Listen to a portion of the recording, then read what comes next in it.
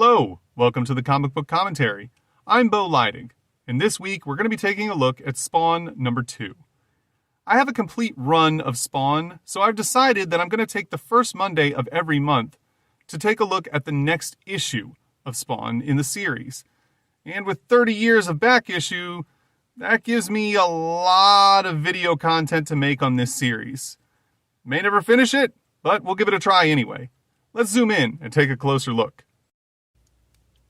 So as we take a closer look at this fantastic Todd McFarlane cover, we can see that Spawn is perched atop of the headstone of Al Simmons, his former self in the world of the living. And while the cover looks really cool, it doesn't really make sense in the context that it's being presented, just because I have a really hard time believing that after Al died, suddenly in the line of duty, that his wife went to the funeral parlor to pick out the headstone, and they were like, "Hey, Mrs. Simmons, how about this one with the cross and the raven's head in the middle of it?" And she's all like, "Well, I hadn't considered this before, but it seems pretty metal." It just seems like no one would ever pick this for their deceased husband. But in the context of the cover, it looks fantastic, and it's a really memorable image in the history of Spawn covers. It's just kind of funny. It was more one of those, Todd was going for something that looked really cool rather than something that made a whole lot of sense in the context of the story. Story, pencils, inks, Todd McFarlane. Letters, Tom Orzechowski. Editor, Wanda Kalamajek, I believe. Could be wrong about that one. Color, Steve Oliff, Ruben Rude, and Ali Optics. It's pretty intense to point out that Todd was not only writing the story to every issue in the early days of Spawn, he was also penciling the covers, penciling the interiors, inking everything. The man was a bona fide workaholic in the early days of this book. You can say a lot of things about Todd McFarlane, but you certainly can't question his work ethic. On the very first page, we get our first look at the Violator, one of Spawn's most notorious enemies. I guess you could count him as an arch enemy, but Spawn technically doesn't have one. Todd explained that in an interview once where he purposely never gave Spawn a true arch nemesis the way that Batman has the Joker or Superman has Lex Luthor. He wanted Spawn to have more of a cast of villains that he was facing, and also having to face his own inner conflicts. That's a big part of the character. We see the Violator having a conversation with a stray cat, because as you'll come to find out, while the Violator is quite an evil character, he's also very eccentric and weird, and that's exemplified a lot in this book. So here on the next page, we get the image of Clown or Violator continuing to speak with the cat, telling him all of the terrible ways he's going to disembowel Spawn in the future because he wants to impress his boss. On the third page, we get a fantastic full-page image of Spawn perched atop a cathedral in New York City. This is really an iconic look for Spawn. Very frequently, we get this type of imagery of him perched on top of a church or near a large cross that's on top of a building or in a cemetery. It's just something that Todd really came back to, I believe, emphasize the gothic nature of this book. And then Spawn is just thinking to himself on this page, kind of giving a rundown of what happened in the previous issue, a bit of a recap, if you will. I'm surprised that Todd so quickly decided to put a recap into the book. We're only on issue 2 at this point, but I don't know how many issues the first comic sold in this series, so maybe he thought it relevant for the time. On the next page, we see Spawn still struggling with the loss of his memory, still wanting to find his wife, but not remembering who she is or what she looks like. He also can't remember his name, but he does have an idea of who he was.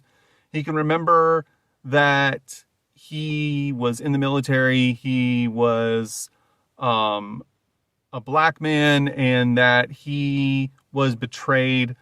He's also still struggling with his now rotted corpse appearance, and that even if he finds his wife, she's not going to recognize him. And he wonders if she'll ever want to see him again or be with him again, given his current state. On the next page after that, we get the same ad that we saw in the first comic. Just check out your local comics book store. Once again, great idea. If you've got a comic book store in your area, go check it out. They've got something cool that you'll want to read. So here on the next page, we get another shot of Spawn on top of the church. And he's starting to realize some things about his abilities. He's noticed that his costume feels like a second skin, or even more comfortable than his own skin. He also realizes that his abilities and his overall appearance helped him in the fight that he had in the first issue against the men who were assaulting the woman in the warehouse. And he's also very concerned about how jolting his memories are and how he can't control himself when he gets hit by the memories of his life as Al Simmons. We also see down here in the very bottom corner a shot of the Violator on top of a building trying to get Spawn's attention, which he does, but then quickly disappears into the shadows, and Spawn finds this very odd. On the next page, we get an image of a newly constructed skyscraper with all the bells and whistles and an incredibly, quote-unquote, foolproof security system. This building was built by New York's crime families as a basically fort to protect them. You may remember in the last video I did on Spawn that the crime families of New York are being attacked and murdered at an alarming rate, and they are starting to get very scared. This is why they constructed this building so quickly, in hopes of protecting themselves, but it doesn't seem to be working. As we can see, there's a commotion and one of the henchmen trying to get in to save his boss. Here we can see an ad for Wizard magazine, issue number 12, which will very prominently feature the Wildcats. Seeing as how Wildcats have come up in most of these early Image books that I've looked at so far, we'll probably be taking a look at Wildcats very shortly in the future. On the next page here, we see that the henchman who was trying to get in to save his boss is cut off by some kind of crazy weird monster who just smashes right through the door, grabs him by the face, and quickly rips his heart clean out of his chest. Here we see a full-page image now of the horrific, bloody scene left by this weird, deformed, crazy-looking monster that's been murdering all of these crime family members, and it's a fantastic shot. This is a really awesome first look at this just fiend of a beast. On the next page, we see that Todd has still not been contacted by the legal teams of the E! Network and CNN quite yet. On the top, we have a reporter who's talking about this monster killing the crime families, wondering why the police are wasting resources on trying to find the killer when they should just be standing out of the killer's way and letting that killer do the dirty work for them. Here we see the E-Reporter make note that Youngblood merch has reached over $2.2 billion. This is once again speaking to the point that Youngblood, while a national force for the military and for deployment and safety, homeland security, if you will, is also very much a propaganda arm of the U.S. government and a way for the government to make quite a large sum of money. He even speaks to how their merchandise is now outselling those pizza-eating turtles, which I thought was kind of funny. And underneath, we get a mention of, once again, the murders in New York, but also Wanda Blake, the former wife of Lieutenant Colonel Al Simmons, and her charity works. This is the first mention that we've really had of her in this book, and it's going to be the only mention of her in this book. But it shows that she's been keeping active for the last 5 years that Al's been gone. Here on the next page, we see Spawn still standing on top of the church. It's a very, very iconic look for Spawn, perched atop a building, cape blowing in the wind. He's still very angry about being tricked and coming back to the world of the living, believing that he was just completely misled, not understanding what's going on or why he can't remember who he is or who his wife is or where she is or how to find her. I think it's interesting here that despite Spawn's skin being very, very damaged and burnt, that he still has a relatively human-like facial appearance. In later issues, this would change to a more skeletal zombie-like appearance. I had completely forgotten that he still had a very traditional human look in the early issues. We can see here that his power level is still at 9,995, and he has decided to see if he can make himself look like he did when he was alive by transforming using his powers. It doesn't say how exactly he came to the conclusion that he could possibly do this, but he decides to do so anyway. There's a huge flash of light, and unfortunately for him, he is now turned into this random white guy. On the next page, we get an ad for the summer sale at American Comics and Entertainment that we saw in the first issue of Spawn. And on the next page after that, we see Spawn very, very distraught by the fact that he did not turn back into his former self. Like I said, he doesn't remember that he was Al Simmons, but he does remember that he was a black man, and he's very, very irritated about the fact that he has transformed himself into a white man. As we see him realize it, turn back into his normal Spawn form, then turn back into a white man, back into Spawn, back into a white man, and now he doesn't know why he can't turn into what he looked like before, and it's not sitting well with him. So on the next page, we get an update to Sam and Twitch and what they've got going on. They, of course, are investigating the murders that are taking place amongst all of the New York crime family members, and also trying to figure out who the new costume superhero in the alleyways is. I find it interesting that Sam brings up that he can't believe that there's a superhero who's not rich, which kind of speaks to the ideas of Youngblood being celebrities in this universe, almost in the sense of how The Boys takes place years later. And I also had forgotten how little personality Twitch had in these early issues. They were always meant to be a little bit of comic relief. Don't get me wrong, Sam and Twitch are serious characters as well, but it was very much in the early days that, Sam was a little bit more comedy and Twitch was more of the straight man. But you can write the straight man with more personality than Twitch has here. He's very much just, matter of fact about everything and only, speaking to whatever things that Sam has going on in his life or seems to be reading in the paper. On the next page after that, we see the monster has once again cornered a crime member and is quickly ripping his heart out and throwing it on the floor just like he did before. And it's gruesome once again. Here on the next page, we can see Spawn is very angry about not being able to transform into his former body and unleashing an absolute torrent of necro energy. This is a really colorful page. I really like this. It's very standout amongst the rest of the book, as most of the book takes place in a very dark and gritty type of scene, whereas this is just over the top greens and blues. This is a really nice page. And then he's, of course, suddenly hit by another uncontrollable flashback memory.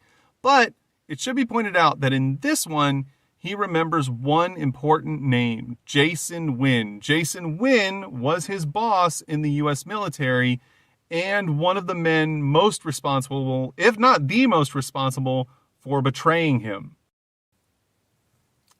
So we can see here that Spawn's flashback is still going on. He realizes that Jason is a very evil man and that they were very much at odds with one another. Then, of course, he suddenly snaps out of the flashback, but once again falls unconscious, falling completely off the top of the church, landing in the alleyway, and crumbling in a heap next to the garbage. And we can also see that his power level has dropped to 9432. That is a huge chunk of his power gone within a matter of moments. I mean, that's like around 5% of his total power just gone in an instant. On the next page after that, we see more screaming, more yelling, more deaths of crime family members, hearts being thrown on the floor. And at this point, the monster has decided that he's starting to get bored of all this wanton murder. So on the next page, we see this advertisement with a mail-away form that you can cut out to order yourself an anime t-shirt. The t-shirts shown here are Robotech 2, The Sentinels, Ninja High School, and Captain Harlock, Death Shadow Rising. This might seem odd by today's standards, but in the early 90s, trying to get any type of anime-related merchandise was an absolute chore and hassle. In the world of 2022, going to Walmart and buying a Dragon Ball t-shirt or a Naruto t-shirt is commonplace. But 30 years ago, that was not the case. Consuming anime and buying related merchandise was an absolute endeavor on your part. You had to make a real effort to find what you were looking for. And sometimes you just settled for something even though you didn't know what it was because it was the closest you were going to find. On the next page after that, we see Spawn waking up from being unconscious after falling off the top of the church, and he's being helped up by none other than the Violator, who's acting very friendly to him, actually, which seems kind of odd given that at the beginning of this book, the Violator was very much intent on ripping Spawn apart, but Spawn's very groggy and then realizes that he knows who this person is. So Spawn tells the Violator on the next page that he saw him on the rooftop, and the Violator tells him that he is Spawn, as in the Hell Spawn, and then proceeds to explain ad nauseum how he's going to rip Spawn apart and destroy him and hit him with his own spine and rip his organs all over the place and cut him up into little pieces and mail him off to different zip codes. And then suddenly stops because he realizes that his fly is unzipped and quickly zips it back up. And then, after doing so, immediately goes right back into all the ways he's going to harm Spawn. Spawn, of course, gets bored of this and decides that there's absolutely no way that this tiny little clown guy is going to do anything to him, and decides that he doesn't have time for this and walks off. And you may notice right down here in the very bottom that there's a lot of little bitty magic twinkle things going around the Violator at this moment, and we're about to find out why. And as we can see here on the final page of the story, it's because the Violator, while being the clown, was also the giant horrific monster that's been murdering all of the Mafia family members. And Spawn is unaware of this, that he's about to be attacked by this giant monster, and they're going to come to blows in the very next issue. I really like how the Violator is really, he has an impossible physiology, which makes sense in the context of the story. He is supposed to be a demon from hell, so it's a good way to illustrate that he is supernatural in his origin, because such a creature could never exist in the natural world. On the very next page, we get the next installment of The Spawning Ground. Todd doesn't talk about a whole lot in this issue. He basically just gives shout outs to people that have been working with him, thanks his wife, gives a big thanks to all of the other early creators that left their jobs and started creating with Image, and thanks them for the early successes of Image. And also, this is the first book that announces the arrival of Dale Keown, and that he's going to be introducing his comic Pit, which we've already done a video on Pit #1 on this channel. Please check it out if you want to see that.